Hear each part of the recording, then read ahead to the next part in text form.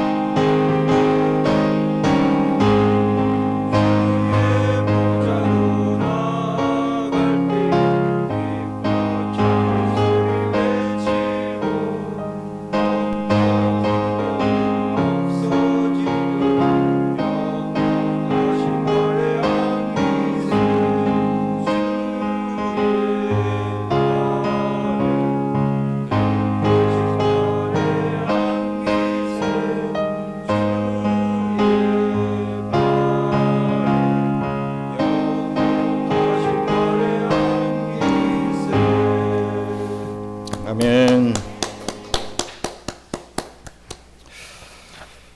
남성교회 회원들이 더 많아지기를 많이 기도해 주시기 바랍니다. 말씀 봉독하겠습니다. 에베소서 6장 1절로 3절 말씀입니다. 에베소서 6장 1절로 3절 말씀 우리 한 목소리로 함께 봉독하겠습니다. 자녀들아, 주 안에서 너희 부모에게 순종하라. 이것이 옳으니라. 내 아버지와 어머니를 공경하라. 이것은 약속이 있는 첫 계명이니 이로써 내가 잘되고 땅에서 장수하리라. 아멘. 오늘도 축복의 자리에 함께 해주신 여러분들을 다시 한번 격려하고 또 축복합니다. 오늘 어린이 주일이죠. 5월 5일 어린이날을 맞이하여서 우리 어린이 주일 예배를 또 드리기를 원합니다. 어떤 목사님의 설교의 말씀을 들으니까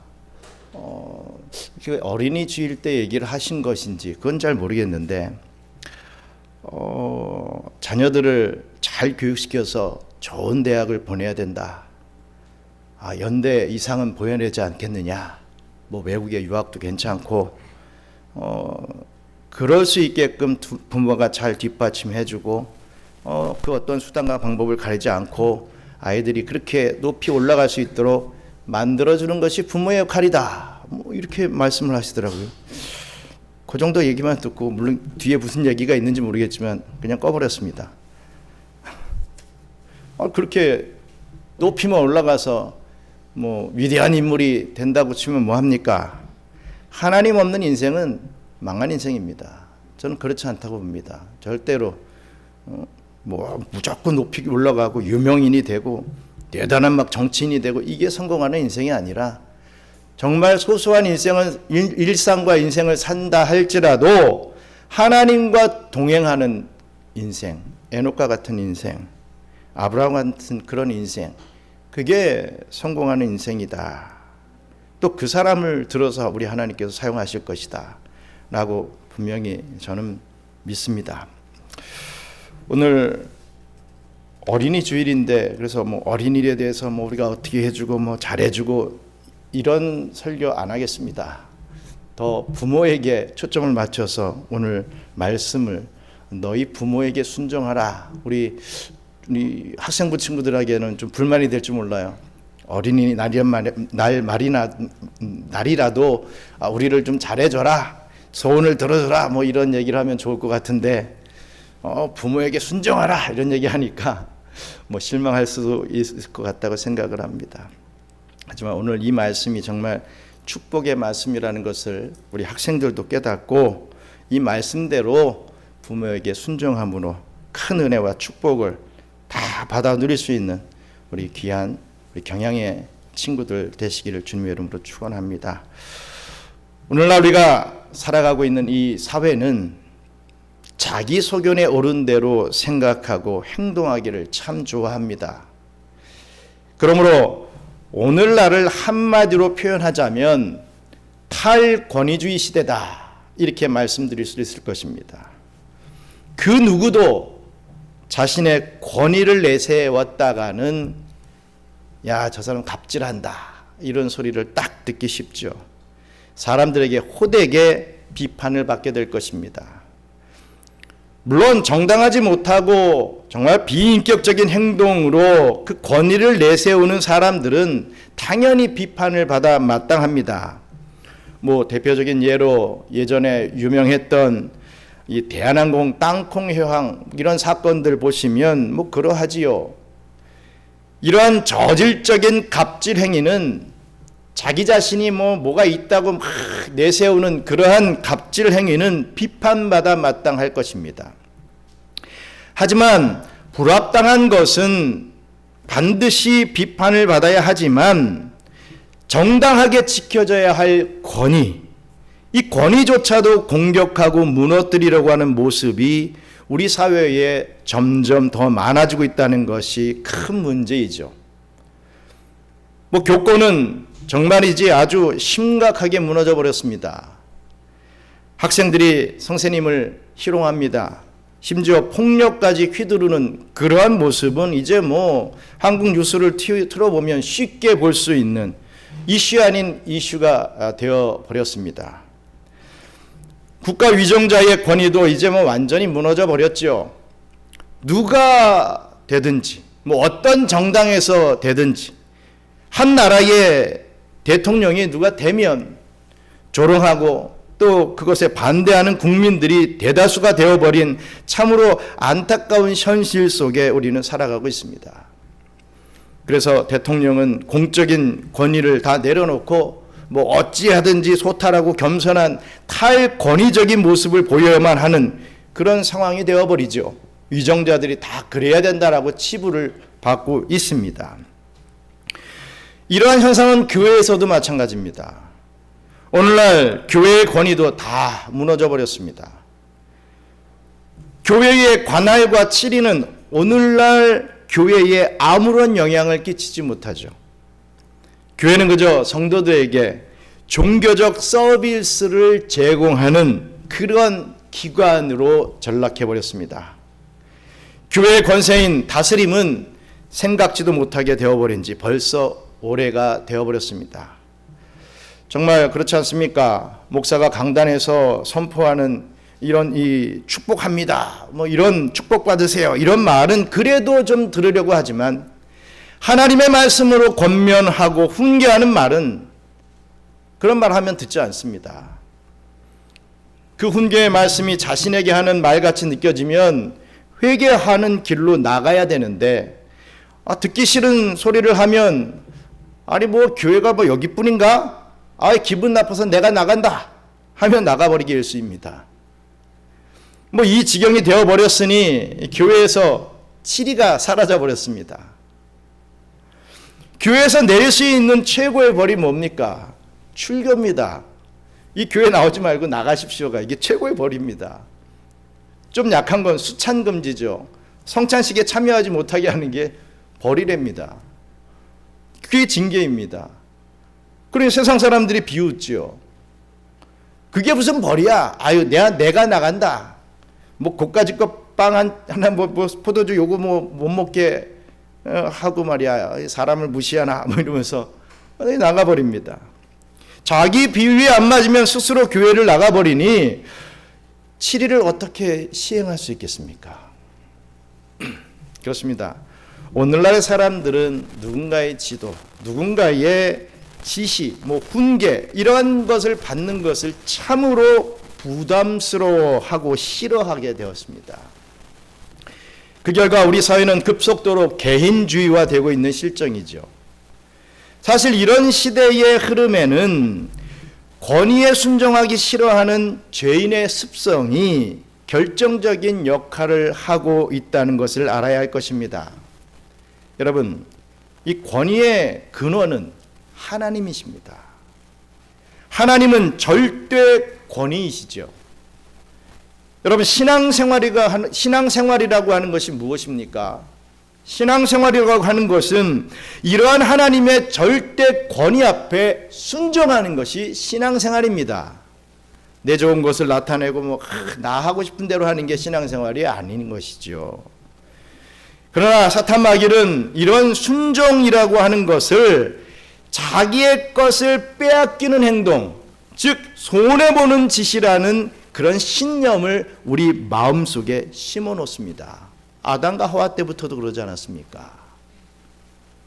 그래서 우리는 누군가에게 복종하고 누군가에게 이렇게 막 순종하는 것, 이런 걸 굉장히 자존심 상해 하도록 이 마귀가 그런 생각을 우리 마음속에 심어버린 것입니다.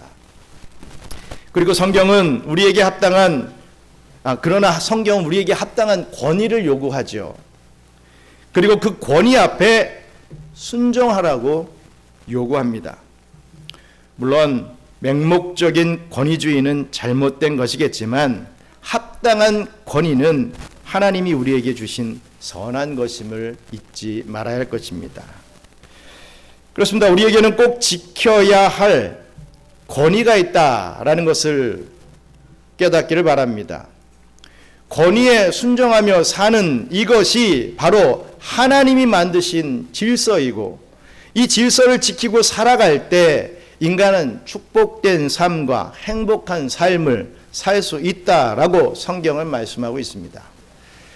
오늘 본문은 부모에게 주신 권위에 대한 말씀을 해주고 있죠. 성경은 이 부모의 권위에 순종할 것과 부모를 공경할 것을 가르쳐주고 있습니다. 오늘 이 가정의 달 5월을 맞이하여서 부모에게 순종하는 것과 이 공경하는 것은 신자에게 있어서 과연 어떤 의미가 있는지를 알아보고, 주님 오시는 그날까지 그러한 순종의 모습을 보이며 살아가시는 저와 우리 경영의 성도님들 되시기를 주님의 이름으로 축원합니다. 먼저 첫째로, 부모에게 순종하는 것은 분명한 하나님의 뜻이다 라는 것입니다. 우리 에베소서 6장 1절 말씀 읽겠습니다. 자녀들아, 주 안에서 너희 부모에게 순종하라. 이것이 옳으니라. 아멘. 오늘 본문은요, 구약 10계명 중 5계명, 5번째 계명을 인용한 말입니다. 내 부모를 공경하라 라고 하는 그런 말을 지금 인용한 것이죠. 사도 바울은 이 10계명의 말씀이 신약 시대에도 적용되어야 하는 영원한 도덕법임을 우리들에게 잘 가르쳐 주고 있습니다. 오늘 본문에서 말씀하고 있는 여기서 이 순종하라라고 하는 이 말은 헬라어로 히파쿠오라고 하는 말을 씁니다. 여기서 듣다, 이 듣다라는데 그냥 듣는 게 아니라 아래에서 듣다라는 뜻을 갖고 있습니다. 이 히파쿠오라고 하는 말은요. 그리고 청취하다, 그냥 들리는 게 아니라 잘 들으려고 귀를 기울이는 그런 뜻을 가지고 있죠. 즉 종처럼 주인이 말하면 종은 귀담아 들어야 됩니다. 혼나지 않을까 봐, 또 주인을 잘 섬겨야 되니까 어찌든지 잘 들으려고 하죠. 이 종처럼 노예처럼 낮은 자세로 상대의 말과 지시를 복종하라고 하는 뜻을 이 휘파쿠어라는 단어는 가지고 있습니다. 그리고 이 말씀의 원문에 해당하는 출애굽기에 나오는 제5계명은 이 공경이라는 말의 히브리어 카바드라는 말을 사용하고 있습니다. 이 카바드라고 하는 단어는 무겁다, 존경하다 라는 뜻을 가지고 있습니다. 이 카바드라는 단어가 명사로 쓰일 때는요, 우리 신체 장기의 간이라고 하는 의미로 쓰이고 있습니다. 여러분, 우리가 어떤 대상을 중요하게 이야기를 할 때 간같이 중요하게 여기라, 이런 말을 쓰지요. 이 간이라고 하는 기관은요, 사람에게 있어서 가장 중요한 장기이기 때문입니다. 중요하기도 하고 가장 무거운 장기가 또 간입니다. 즉 본문의 순종은 어떤 명령이나 훈계, 이 권면이나 책망, 또 칭찬이나 격려를 무겁게 여기고 몸에 있는 간처럼 소중하게 생명같이 여기라 라고 하는 그런 뜻을 가지고 있습니다. 그렇다면 여러분, 누구에게 이렇게 순종하라고 하는 말씀이겠습니까? 이 본문은 부모에게, 너희 부모에게 그렇게 하라고 말씀하고 있습니다. 우리는 부모님의 말씀을 아래에서 좀 낮은 자세로 경청해야 하며 부모님의 말씀을 무겁게 좀 진지하게 듣고 생명처럼 소중하게 여겨야 하는 것입니다. 그렇다면 왜 그래야겠습니까? 그 이유는 바로 부모님은 하나님을 대리하기 때문입니다. 나를 뭐 낳아주고 나를 먹여주고 나를 뭐 교육시켜주고 하는 뭐 그러한 이유, 물론 당연히 그러한 부분도 있겠지만 성경적으로 부모를 공경하라, 부모에게 순종하라 라고 하는 근본적인 이유는 그 부모가 하나님을 대리하기 때문에 그렇다는 사실을 첫 단추를 잘 껴야 됩니다. 하나님이 자식에게 이 부모를 이 하나님의 대리자로 세우셨기 때문입니다. 하나님이 부모를 자식들에게 나와 같이 대하라 라고 하는 대리자로 세웠다는 거죠. 하나님은 하나님을 알아가는 모형으로서 부모를 세우시고 또 그 앞에 순종하게 하셨습니다. 여러분, 분명히 알아야 할 기독교의 부모 공경의 개념은요, 절대로 유교적 효의 개념과는 다릅니다. 유교에서 부모 공경의 이유는 자신을 낳아주셨고 길러주신 그 고마움 때문입니다. 당연하죠. 당연히 낳아주시고 길러주신 것 당연합니다. 공경해야 되죠. 하지만 말씀드렸다시피 기독교에서의 부모 공경의 개념은 하나님께서 부모에게 하나님의 대리인으로서의 권위를 주셨기 때문에 그래서 마땅히 부모를 섬겨야 되는 것입니다. 본래 부모와 자녀는 하나님 앞에선 동등합니다. 뭐 부모라고 막 더 쳐주고 자식이라고 뭐 안 쳐주고 이런 거 없습니다. 부모와 자녀가 죽어서 천국에 가면은 거기에서는 더 이상 이 부모가 아니라 주 앞에서 형제가 됩니다. 더 이상은 부모 자식 간의 관계가 이루어지는 것이 아니라는 말씀이죠. 그래서 살아계실 때 부모를 공경해야 하는 것이지 돌아가시고 난 후에 더 이상 공경할 이유가 없습니다. 그래서 기독교는요, 조상 제사를 드리지 않는 것입니다. 살아있을 때 우리의 육신의 부모지 돌아가시고 난 다음에는 그런 의미가 없다는 것이죠. 우리는 이 땅에서 눈에 보이는 부모님을 섬김으로 보이지 아니하는 하나님을 섬기는 방법을 배우고 실천하게 되는 것이죠. 여러분, 그렇다면 어떻게 부모가 하나님을 대리하는 것이겠습니까? 먼저 첫째로 부모는 자식을 낳음으로 하나님의 창조를 대리합니다. 부모를 통해서 내가 나음을 받게 되는 것이죠. 부모는 이 세상에서 나에게 가장 귀하고 소중한 생명을 주신 분입니다. 우리의 생명은 원래 하나님이 주신 것인데 우리 하나님께서는 육신의 부모님을 통해서 우리에게 생명을 주십니다. 그래서 우리의 창조를 우리 부모님이 대리하신다는 거죠. 그렇기 때문에 설사 부모가 나를 낳아서 버렸다 할지라도 낳아주신 것, 바로 이 이유 하나만으로도 값진 선물을 주셨다고 감사할 수 있어야 되는 것입니다. 또 둘째로 부모는 길러주시고 교육시켜 줌으로 하나님을 대리합니다. 부모는 자식에게 최초의 선생님이 되죠. 교육의 1차적인 기능은 부모를 통해서 이루어지게 됩니다. 그래서 가정교육은 지식교육이 아니라 사람답게 살아가는 지혜교육이 되어야 되는 것입니다. 계속 어릴 때부터 영어, 수학 잘해야 된다, 뭐 해야 된다, 계속 지식만 얻어주는 게 부모로서의 교육이 아니라, 가정교육이 아니라 정말 하나님을 어떻게 잘 섬기면서 살아갈 수 있는지 그 방법을 가르쳐주는 지혜교육이 되어야 되는 것입니다. 자녀들에게 있어서는 주로 잔소리처럼 여겨지는 그런 것이기도 하지만 바로 이 잔소리로 인하여서 우리는 사람답게 살아갈 수 있는 이 방법을 알게 되죠. 다 그렇지 않습니까? 저 여러분 다 지금 어른들은 다 그 학생 시절 어린 아이들 이 시절을 다 지나왔지만 하나같이 우리 엄마 우리 아빠의 잔소리가 너무 지겨웠어. 다 그런 기억 갖고 있지요. 그런데 여러분들이 어떻습니까? 잔소리 안 합니까? 잔소리 합니다. 안 하는 것 그게 사랑이라고 생각합니까? 아이들은 인격체이기 때문에 금쪽 같은 내 새끼 이러면서 아무것도 터치 안 하고 그냥 네 맘대로 살아. 이게 정말 잘하는 일일까요? 인격적인 대우일까요? 아닙니다. 개 돼지를 만드는 것이지 사람 만드는 일 아닙니다. 물론 어떤 그 방식에 지혜롭게 좀 적용하고 하는 건 있어야지 근본적으로는 부모가 자식들을 가르칠 수 있어요. 부모가 자식을 못 가르치면 다른 누가 자식을 가르칠 수 있겠습니까? 부모니까 끝까지 붙잡고 포기하지 않고 가르치는 것이지 누가 세상 사람들이 가르치겠습니까? 어제 제가 칭찬을 들었습니다. 아이들에게 제가 탁구를 좀 가르치죠.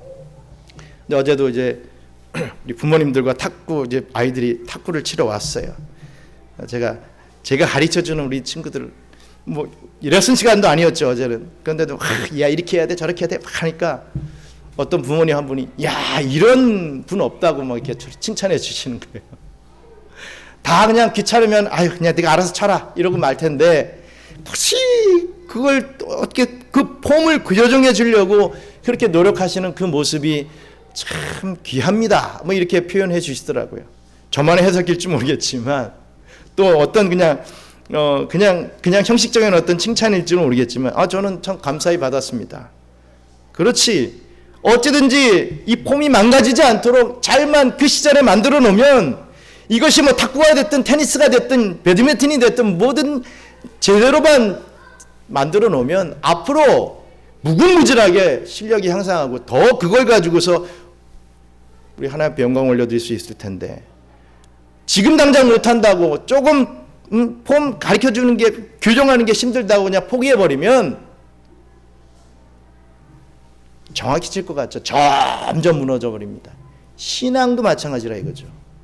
아이들이 싫어한다고 성경하는 거 가르쳐주는 거 예배 드리는 걸 가르쳐 놓지 않으면 지금 이 시간에 우리 이런 중등부 친구들한테 이 초등부 친구들한테 가르쳐주지 않으면 절대로 어른이 돼서 예배 생활 잘하는 걸 내가 거의 본 적이 없습니다. 물론 불 받고서 회개하면서 하는 그런 경우도 있지만 왜 돌아갑니까? 정도를 갈 수 있는데 왜 돌아가게 만드냐 이거죠. 어릴 때부터 신앙의 폼을 키워줄 수 있는 게 그게 바로 지혜교육이고 그게 바로 진정한 부모의 사랑, 하나님의 대리 통치자로서의 역할을 감당하는 부모라고 하는 것이죠. 그렇습니다. 부모님을 통해서 인성교육, 신앙의 인성교육을 받게 되는 것입니다. 이렇게 자식을 교육하기 위해 쏟는 이 부모님의 사랑과 정성은 세상에서 가장 큰 것이죠. 우리는 부모님의 이러한 헌신과 사랑으로 이 땅에서 사람 구실을 하며 살아갈 수 있게 되는 것입니다. 그래서 바울은 이렇게 부모에게 순종하는 것이 옳은 일이다 이렇게 선포하고 있습니다. 좋은 일에 해당하는, 죄송합니다. 옳은 일에 해당하는 이 헬라어는 이 디카이오라고 하는 말을 씁니다. 디카이오. 의로운 일, 이런 말이죠. 이 의로움이라고 하는 것은 하나님의 뜻에 부합하는 것을 뜻합니다. 내 생각에 바른 거, 뭐 내가 좋은 거, 이게 아니라 하나님의 생각에 부합하는 것. 그 하나님의 뜻을 따라가는 것, 이게 진정한 의로움입니다. 즉 부모에게 순종하는 것은 하나님의 뜻이요, 하나님의 질서죠. 하나님은 이런 부모님에게 순종함으로 인간이 하나님께 순종하는 것을 가르치십니다. 그렇기 때문에 부모에게 순종하지 못하면요, 그렇게 부모에게 순종하지도 못하면서 하나님께 순종한다? 이건 어떻게 보면 거짓말일 수 있습니다. 그렇기 때문에 부모에게 순종하지 않는 것은 죄가 된다라는 말씀입니다. 우리 잠언 1장 8절로 9절 말씀 같이 읽겠습니다. 내 아들아, 내 아비의 교훈을 들으며 내 어미의 법을 떠나지 말라. 아름다운 관이요 내 목에 금사슬이니라. 정말 귀한 말씀입니다. 이것은 부모에게 순종하는 것이 얼마나 큰 축복이다라는 것을 잘 말씀해 주고 있죠. 부모에게 순종하는 그 자녀가 바로 머리에 아름다운 관이요 내 목에 금사슬이다 라고까지 칭찬을 하고 있습니다. 그러나 또 다른 잠언에서는요, 이 순종하지 않는 죄의 심각성까지도 가르쳐 주고 있습니다. 우리 잠언 30장 17절 말씀 또 읽겠습니다. 아비를 조롱하며 어미 순종하기를 싫어하는 자의 눈은 골짜기에 까마귀에게 쪼이고 독수리 새끼에게 먹히니라. 아멘. 야, 참 무서운 말 아닙니까? 아비를 조롱하고 어미를 순종하지 않았더니 까마귀에게 눈이 쪼이고 독수리 새끼에게 먹히는 그런 벌을 받는다. 야, 이 참 무서운 벌이다 이거죠. 또 모세의 율법에는 패역하고 불순종하는 자녀는 돌로 쳐 죽이라 라고까지 명령하고 있습니다. 우리 예수님도 이 종말의 징조로서 자녀들의 불순종을 언급하시는 내용이 마태복음 10장 21절에 나오고 있습니다. 같이 읽겠습니다. 장차 형제가 형제를, 아버지가 자식을 죽이는 데에 내어주며 자식들이 부모를 대적하여 죽게 하리라. 여러분, 종말의 징조로서 마지막 때의 징조가 뭐냐라고 한다면요, 바로 가정이 깨어진다라는 것에 있습니다. 뭐 전쟁과 기근 뭐 이런 것도 다 징조가 될 수 있지만 제일 된 징조는 가정이 무너진다 이거에 있습니다. 형제가 형제를 죽입니다. 아버지가 자식을 죽이죠. 자식들이 부모를 대적하여 죽게 만드는 그런 일들이 이 말세에 주님께서 다시 오실 징조로 나타나게 된다라고 우리 예수님께서는 이렇게 자세하게 말씀해 주고 있습니다. 여러분, 지금의 이 시대가 바로 이 말씀대로의 시대가 아니겠습니까? 뉴스만 틀면 진짜로 뭐 자식이 아버지를 죽였다, 뭐 죽여서 장롱 속에다가 몇십일, 뭐 100일을 그냥 방치해놨다, 뭐 이런 얘기들 막 나오지 않습니까? 이유가 뭐냐 했더니 이 컴퓨터 의학하지 말라고 했다고 아버지 어머니를 막 죽여버려요. 우리 친구들 우리 특히 중등부 친구들 말이 됩니까? 인터넷 하지 말랐다고 엄마 아빠를 죽이는 게 말이 됩니까? 이런 말을 이 아이들이 듣고 자라는 게 축복이라는 것입니다.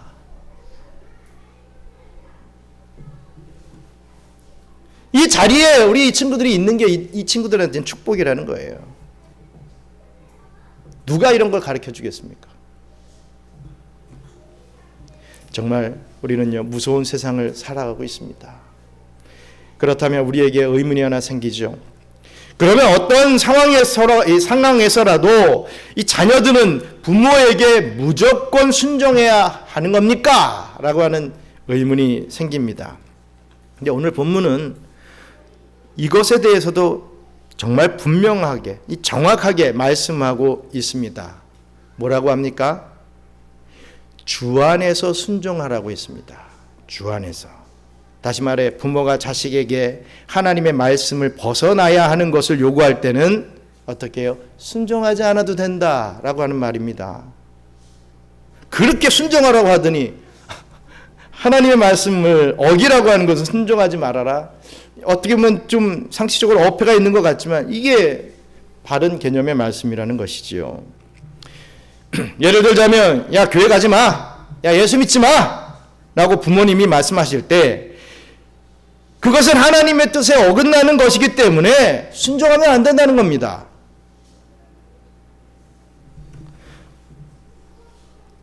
우리는 이렇게 하나님의 말씀과 부모님의 말씀이 충돌을 할 때 하나님의 말씀을 먼저 지킬 줄 알아야 되는 거죠. 그렇게 하라고 자녀들에게 교육을 시킬 수 있어야 됩니다.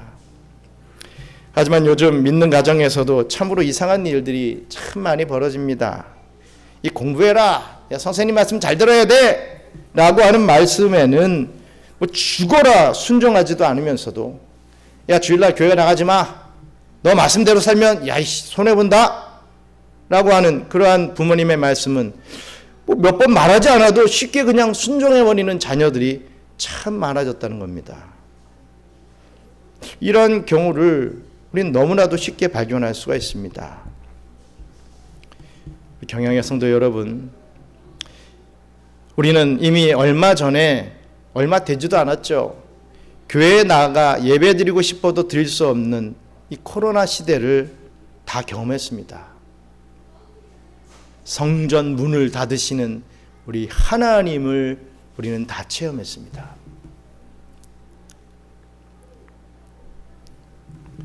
그리고 앞으로 이 종말의 때가 가까워져 올수록 지금 다 드러나고 있는 전쟁, 기근, 지진, 홍수 등 그리고 앞으로 이 코로나보다도 더 지독한 바이러스로 인해서 정말 예배를 드리고 싶어도 정말 교회를 나오고 싶어도 나올 수 없는 종말의 시대가 여러분 반드시 올 것입니다. 물론 개인적으로는 그렇게 되지 않게 해달라고 평화의 시대를 조금만 더 연장시켜 달라고 저는 기도하고 있습니다. 정말이지 예배를 드릴 수 없게 된다라고 하는 것은 이 교회에 나와서 함께 예배를 드릴 수 없다라고 하는 것은 그게 바로 여러분 재앙 중에 재앙인 것을 알아야 할 것입니다. 이것은 예배를 폐하고 하나님의 말씀에 순종하지 않는 자들이 받게 되는 결과다라는 것을 잊지 마시기 바랍니다. 우리 주님께서는 우리들에게 아직까지 기회를 주셨습니다. 이렇게 자유롭게 마음껏 예배 드릴 수 있는 기회가 주어지고 있을 때 우리 주님께서 기뻐하시는 예배의 자리에 순종하며 나오는 모습을 먼저 부모된 자로서 자식들에게, 자녀들에게 보여줄 수 있어야 되는 것입니다. 그러한 하나님의 말씀에 순종하는 부모의 말에 똑같이 순종으로 화답하는 복된 자녀들이 되어서 하나님께 큰 영광 올려드리는 그런 복된 가정이 계속 세워지기를 간절히 바랍니다. 끝으로 부모를 공경하는 것은 축복의 비결이 된다라는 사실입니다. 에베소서 6장 2절로 3절 같이 읽겠습니다. 내 아버지와 어머니를 공경하라. 이것은 약속이 있는 첫 계명이니 이로써 내가 잘되고 땅에서 장수하리라. 아멘. 앞절에서는 부모에게 순종을 요구했죠. 네, 이 본절에서는 부모에게 공경해라 라고 하는 말을 해주고 있습니다. 본문의 공경에 해당하는 원어는 티마오라고 하는 말입니다. 이 말의 뜻은 존경하다, 가치를 두다 라는 뜻으로 사용되고 있습니다. 이렇듯 자식이 부모를 존경해야 하는 것은 마땅한 일이죠. 본문은 이것을 이 약속 있는 첫 계명이다 라고 말합니다. 그런데 이 말씀을 좀 이해하기가 조금 어려운 구절이 되기도 합니다. 즉 이것을 지켰을 때 하나님이 약속하신 복이 있다는 것이죠. 그런데 여기서 말씀하고 있는 이 제5계명, 이 5계명만이 10계명을 지켰을 때 복이 따르는 그러한 계명이겠습니까? 5계명이 뭐였습니까? 내 부모를 공경하라 라는 말씀이었죠. 이렇게 생각해 보면 조금 의아해지는 말씀입니다. 이계명도 지켰을 때 복이 있다, 복이 따른다 라고 분명히 말씀하기 때문입니다. 출애굽기 20장 6절 말씀 같이 읽겠습니다.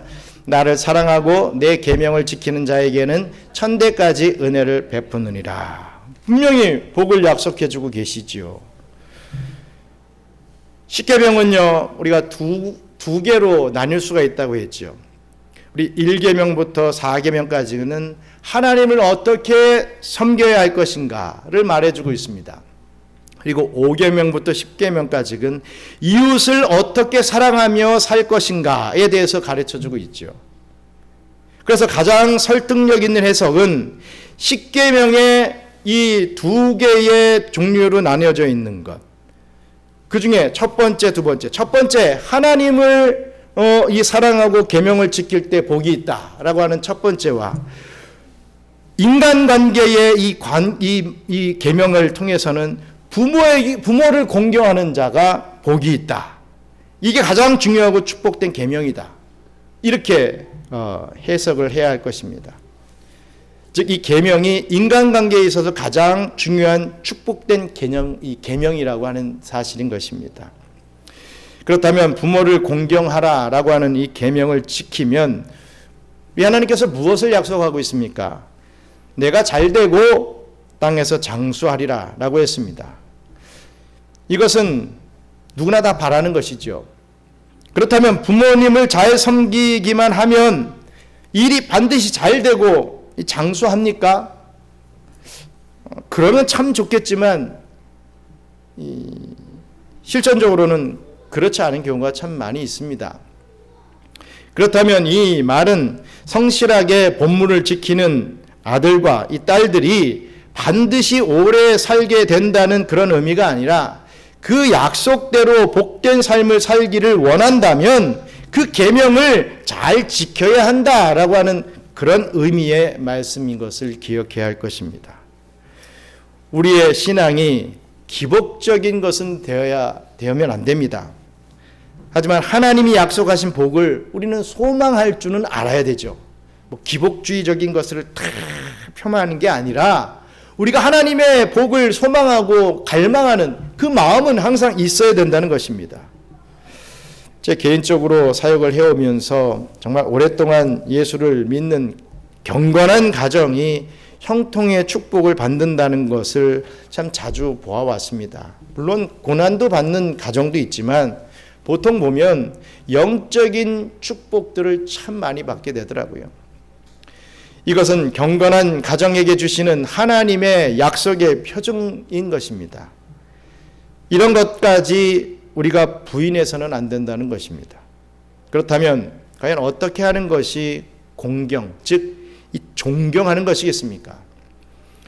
부모님의 희생, 섬김, 또 자녀를 위한 뜨거운 사랑을 생각하면 자연스럽게 이 자녀로서는 이 존경의 마음이 생겨나게 된다는 것이죠. 특히 어려운 환경을 지나온 부모님들의 삶을 돌아본다면 더욱 부모님을 존경할 수밖에 없습니다. 물론 요즘은 그렇게 그 옛날 우리 부모님들 같이 어려운 분들이 없어서 아이들도 다 호의호식하며 자라났기 때문에 이러한 말이 다가오지 않을 때가 참 많이 있습니다. 그래서 우리들은 공감하는 세대들이니까 더더욱 이런 말이 이 마음에 와닿을 것입니다. 우리에게 잘 알려진 이 아이돌 그룹 G.O.D의 이 어머님께라고 하는 노래를 아십니까? 어머니는 짜장면이 싫다고 하셨어. 이 곡 아십니까? 의미가 뭡니까? 짜장면 한 그릇 시켜놓고 자식에게, 아들에게 짜장면 먹이고 있는데 자기도 먹고 싶은데 엄마 이거 좀 안 먹어? 그러니까 나는 짜장면이 싫어. 너 다 많이 먹어. 이런 어떤 아주 참 어떻게 보면 눈물을 흘리면서 들어야 될 그런 이 가사의 내용인 것을 우리가 압니다. 근데 요즘 뭐 그런 부모들 있습니까? 이건 네 거고 이건 내 거야. 다 자기 거 먼저 딱 챙기고 이런 경우들이 참 많지만 그래도 우리들의 그 오래된 부모님들의 시대 때는 다 그랬던 것을 우리가 기억을 하지요. 비록 부모는 배가 고플지언정 자식들에게 조금이라도 더 먹이고 입히려고 이 노력하는 그 부모님들의 희생과 사랑만을 생각한다면 자식된 우리는 뭐 존경하지 않을 수가 없지요. 저는 개인적으로 심순덕 시인의 시가 더욱 우리에게 울림을 준다고 생각을 합니다. 제목 어머니는 그래도 되는 줄 알았습니다. 지은이 심순덕입니다. 엄마는 그래도 되는 줄 알았습니다. 하루 종일 밭에서 죽어라 힘들게 일해도 엄마는 그래도 되는 줄 알았습니다. 찬밥 한 덩이로 홀로 대충 부엌에 앉아 점심을 때워도 엄마는 그래도 되는 줄 알았습니다. 한겨울 차가운 수돗물에 맨손으로 빨래를 방막이질 해도 엄마는 그래도 되는 줄 알았습니다. 배부르다, 생각 없다, 식구들 다 먹이고 굶어도 엄마는 그래도 되는 줄 알았습니다. 발 뒤꿈치 다 해져 이불이 소리를 내도 엄마는 그래도 되는 줄 알았습니다. 손톱이 깎을 수조차 없이 닳고 문드러져도 엄마는 그래도 되는 줄 알았습니다. 아버지가 화내고 자식이 속 썩여도 끄떡없는 엄마는 그래도 되는 줄 알았습니다. 외할머니 보고 싶다, 외할머니 보고 싶다.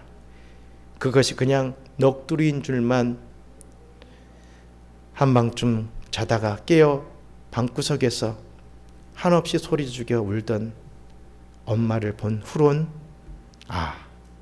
엄마는 그러면 안 되는 것이었습니다. 감동이 있으신 분들은 이제 좀 구세되죠. 이렇게 자신의 것을 다 희생하여 자녀를 위해 좋은 것 아끼지 않는 부모님, 특히 어머니의 사랑이 있기에 우리는 그 부모님을 존경하지 않을 수 없는 것입니다. 정말이지 우리를 위해 자신의 것 다 내어주신 하나님과 예수님의 사랑을, 이 부모님의 사랑이 가장 많이 닮아 있지 않습니까? 그래서 우리는 부모님의 이 사랑을 알면 정말 자연스럽게 하나님을 어떻게 섬겨야 하고 어떻게 사랑해야 하는지를 알 수 있게 되는 것입니다. 사랑하는 경양선교교회 성도 여러분, 우리 하나님은 하나님을 대리하는 부모에게 권위를 주셨습니다. 이것은 정말 신성한 것이었습니다. 그래서 하나님은 오늘날 우리에게 요구하고 계시죠. 부모에게 순종할 것과 부모에게 공경할 것을 요구하십니다. 제가 부모님에게 이런 말을 한 적이 있습니다. 저희 부모님이 항상 저희 눈치를 보시는 거예요. 해준 게 없다고, 물려줄 유산이 없다고 눈치를 보시는 거예요. 그래서 부모로서 할 말을 하고 싶은 마음은 있는데 그걸 못 하셔요. 제가 이런 얘기를 했습니다. 어머니, 유산을 물려준다고 부모가 아닙니다. 어머니, 좋은 대학 입학하게 해준다고 그게 좋은 부모 아닙니다. 그래야 말할 수 있는 부모 아니라 이거죠.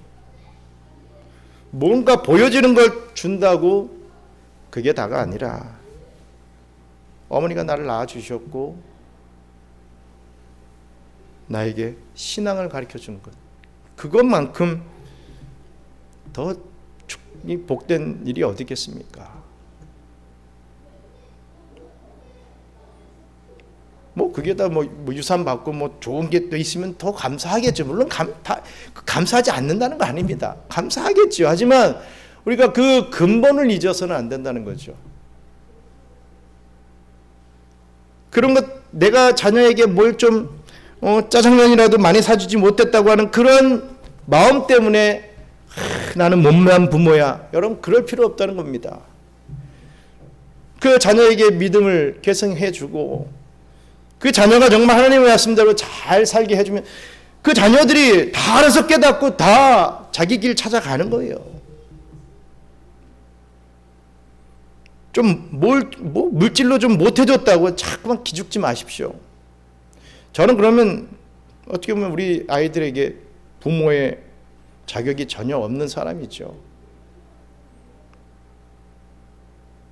오늘날의 부모님들은 아무리 자녀들에게 잘해줘도 자신감을 잃어버린 세대가 되어버렸습니다. 왜? 다른 자녀들을 더 잘해주니까, 다른 아빠가, 다른 엄마가 다른 자녀에게 더 많이 주니까 자기는 못 주는 것 같이 항상 피해자가 되어버려 있습니다. 절대로 저와 여러분들은 못난 부모가 아닙니다.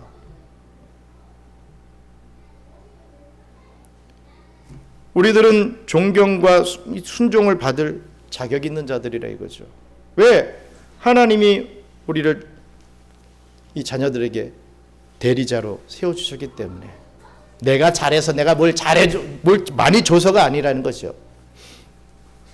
절대로 그 마인드 잊지 마시고 자녀들에게 영적인 부분은 할 말은 좀 하십시오.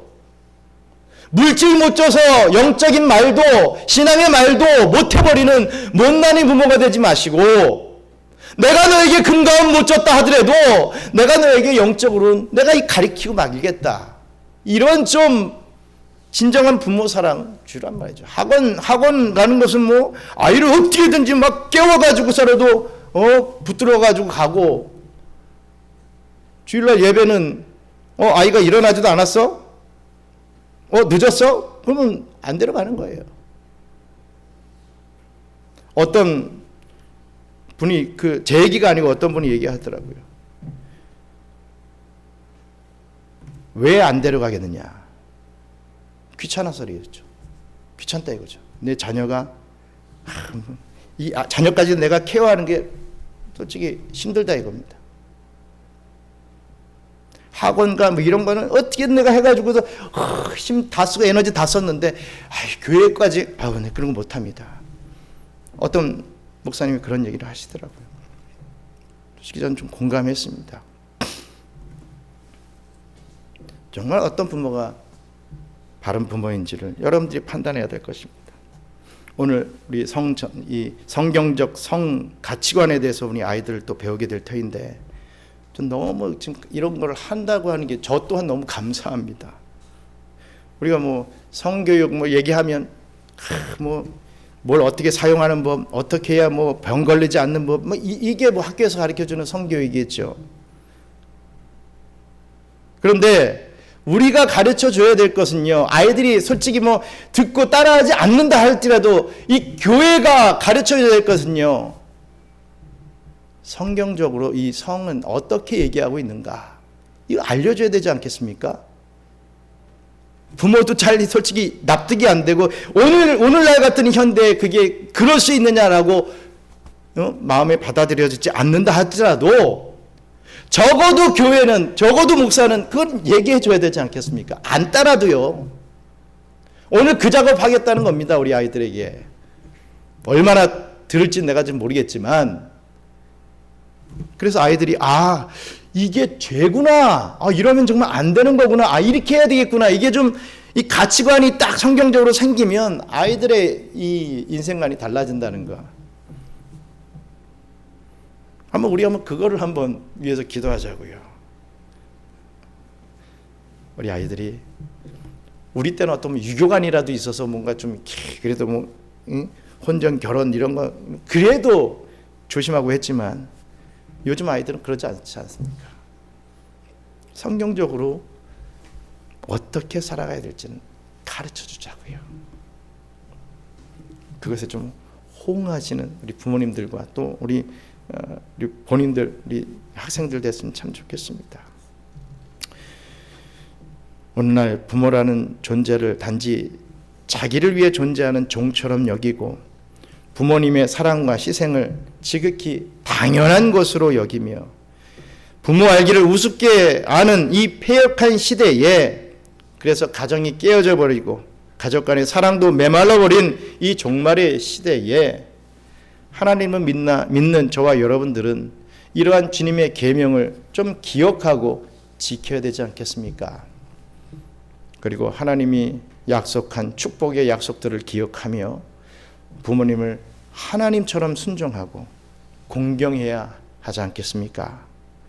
정말 힘들고 어려운 종말의 때를 살아가고 있지만 이럴 때일수록 어떤 사람은 사과나무를 심는다 이런 명언도 했겠지만 이럴 때일수록 저와 여러분들만이라도 주의 계명을 어찌든지 좀 잘 지키려고 노력함으로써 더욱 복된 가정을 세워 나갈 수 있는 또 아이들을 세워 나갈 수 있는 그런 저와 우리 경영의 성도님들 되시기를 주님의 이름으로 축원합니다. 시간이 좀 지났습니다. 우리 아이들을 위해서 좀 기도했으면 좋겠습니다. 아이들이 정말 영적으로 은혜를 받으면서 성장해 나갈 수 있기를. 저도 그래요. 늘 아이들 교육해 보지만 초등학교 미로 때는 막 주일학교 다니면서 막 하나님 예수님 막 찬양 부르고 막 이러면서 점점 머리가 굵어가면서 아이들이 예배 자리에 없고 예배 자리에 있어도 졸고 조는 이유는 얘기하면 지난밤에 3시에 잤어요 4시에 잤어요 막 이런 너무 안타깝습니다. 그런 모습들 그걸 그냥 방관하고 있는 부모 또 방관할 수밖에 없는 그러한 또 저희들을 보면서 너무나도 안타깝다 이거죠. 나는 잘하니까 당신들은 들어라 얘기 아니라 우리 모두가 다 그런 지금 시대 이 종말의 때를 살고 있다고 하는 게 너무나 참으로 안타깝습니다. 그럼에도 불구하고 그렇습니다. 그럼에도 불구하고 우리들의 자녀를 신앙으로 교육시키고 예배 자리에 나오게 하고 하나님을 알게 하는 하나님과 동행하는 삶을 살게 하는 것이 우리에게 주어진 임무다 사명이다 라는 것 다시 한번 깨닫고 우리 자녀들이 정말 하나님의 뜻대로 귀하게 성장할 수 있도록 하나님의 말씀대로 성장할 수 있는 우리 자녀들이 되게 우리 함께 기도했으면 좋겠습니다. 기도하겠습니다. 감사합니다. 하나님 우리 자녀들이 멋지게 성장합니다. 참 누가 봐도 잘생긴 내 아들 누가 봐도 너무나도 이쁜 내 딸로 성장하고 계속해서 무럭무럭 자라갑니다. 하지만 이 겉껍질만 성장하고 그 속은 영적인 어린아이 안질뱅이가 되어서 아버지 하나님 폐륜화가 되어버리는 그러한 자식들이 얼마나 많이 생겨나고 있습니까? 부모를 죽이고 형제를 죽이는 그러한 자녀들이 얼마나 많이 생겨나고 있습니까? 아버지 하나님 정말 신앙교육을 철저히 해도 참으로 그러한 일들에 우리가 벗어날 수 없는 부분인데 그러지 못한다면 시대가 이러니까 환경이 이러니까 내가 여력이 없으니까 다 포기해버린다면 우리들의 자녀는 누가 지킵니까? 누가 대신 지켜주겠습니까? 아버지 하나님 그렇다고 해서 우리 자녀들의 영적인 문제를 위하여서 정말 힘내어 기도하지도 못하고 이러한 저희들임을 용서하여 주시옵소서. 오늘부터 우리 자녀들의 영적인 부분들을 위하여서 기도라도 할 수 있는 부모들이 되게 도와주셔서 우리 자녀들이 그 엄마의 그 아빠의 기도에 그 영적인 감흥을 받아서 정말 하나님을 찾을 수 있는 그런 자녀들이 다 될 수 있도록 축복해 주시옵소서. 감사합니다. 하나님 오늘 말씀을 통하여 부모가 그냥 자녀에게 순종을 받고 공경을 받아야 되는 그래서 내가 부모니까 이게 아니라 정말 대리자로 세워주셨기 때문에 존경받아야 되고 그 권위를 유지해야 되며 금감 주지 못하였어도 그 부모라는 이름 하나만으로도 우리 자녀들에게 권면의 말을 할 수 있어야 될 그 영권을 다시금 회복시켜 주시옵소서. 그래서 우리 하나님 앞에 정말 복되게 자라나가고 정말 나의 시대 때보다 더 많은 일들 하나님 앞에 올려드리고 감당할 수 있는 그런 복된 자녀들이 우리 경양 선교교회 모든 자녀들이 다 될 수 있도록 축복해 주시옵소서. 이제는 우리 구주 예수 그리스도의 은혜와 창조주 하나님의 그 크신 사랑과 보혜사 성령님의 교통 감화 위로 충만하심이 하나님의 대리자로 세워주신 부모를 이 땅에 살 동안 간같이 귀하게 섬기고 부모님의 말씀을 순종함으로 하나님을 섬기는 법을 잘 깨달아 큰 영광 올려드리기를 소원하는 우리 경양 선교 교회 성도들 머리 위에, 경양의 자녀들 위에 이제로부터 영원토록 함께 있을지어다. 아멘.